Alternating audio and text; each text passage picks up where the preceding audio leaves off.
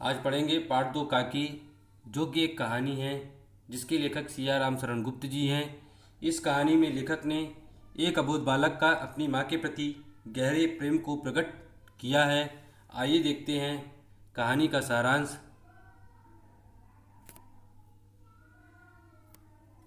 उस दिन बड़े सवेरे जब श्यामू की नींद खुली तो उसने देखा घर भर में कोहराम मचा हुआ है।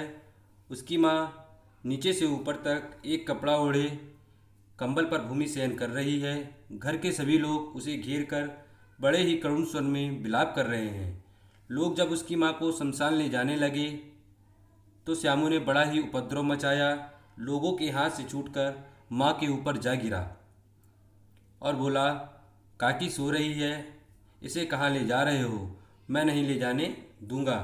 लोगों ने बड़ी कठिनाई से उसे हटाया। वह अपनी काकी के अग्नि संस्कार में भी शामिल न हो सका। घर पर एक बूढ़ी दासी राम राम करके उसे संभाले रही।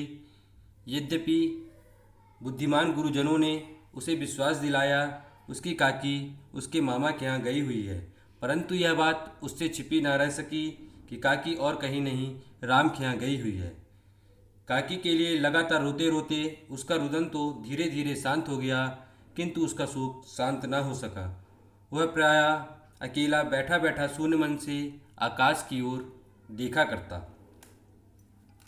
अचानक ही आकाश में उसे एक पतंग उड़ती हुई दिखाई दी। न जाने क्या सोचकर उसका हृदय एकदम खिल उठा। पिता के पास जाकर बोला, काका मुझे पतंग मंगा दो, अभी मंगा दो।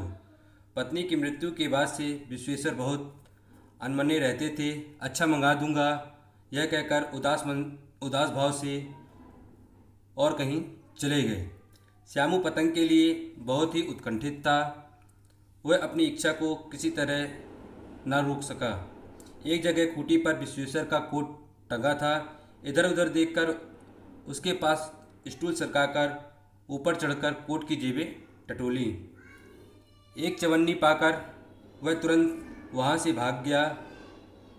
सुखिया दासी का लड़का भोला, जो उसका साथी था, श्यामू ने उसे चवन्नी देकर कहा, अपनी जीजी से कहकर गुपचुप एक पतंग और डोर मंगा दो।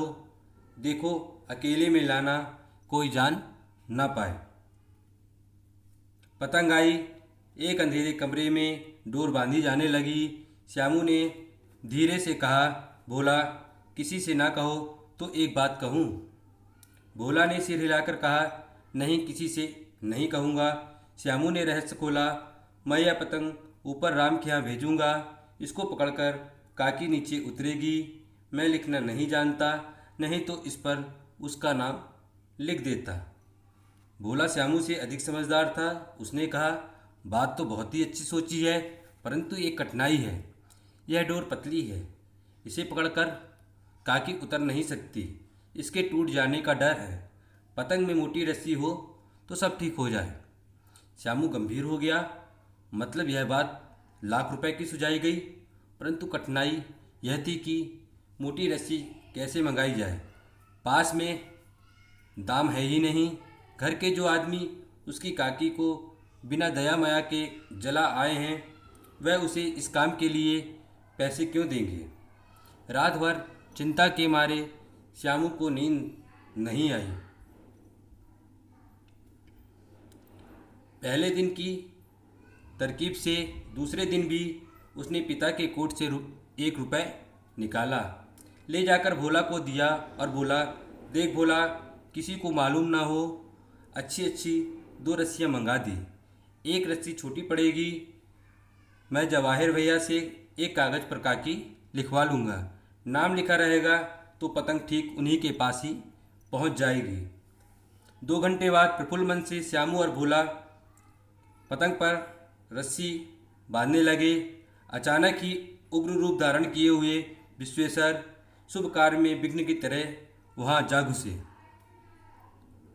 भोला और श्यामू को धमका करके बोले, तुमने हमारे कोट से रुपए निकाले हैं? भोला एक ही डांट पर मुखबिर हो गया और बोला, श्यामू भैया ने रस्सी और पतंग मंगाने के लिए पैसे निकाले थे। विश्वेश्वर ने श्यामू को दो तमाचे जड़कर कहा, चोरी सीख कर जेल जाएगा। अच्छा तुझे आज मैं अच्छी तरह समझाता हूँ। यह कहकर कई तमाचे जड़े, कान मलने के बाद पतंग फाड़ दी। अब रस्सियों की ओर देख करके पूछा, यह किसने मंगाई है? भोला ने कहा, इन्होंने मंगाई थी। कहते थे इससे पतंग तान कर काकी को राम के यहाँ से नीचे उतारेंगे। विश्वेश्वर हतबुद्धि होकर वहीं खड़े रह गए। उन्होंने फटी हुई पतंग पर काकी लिखा हुआ देखा। इसके बाद अगले वीडियो में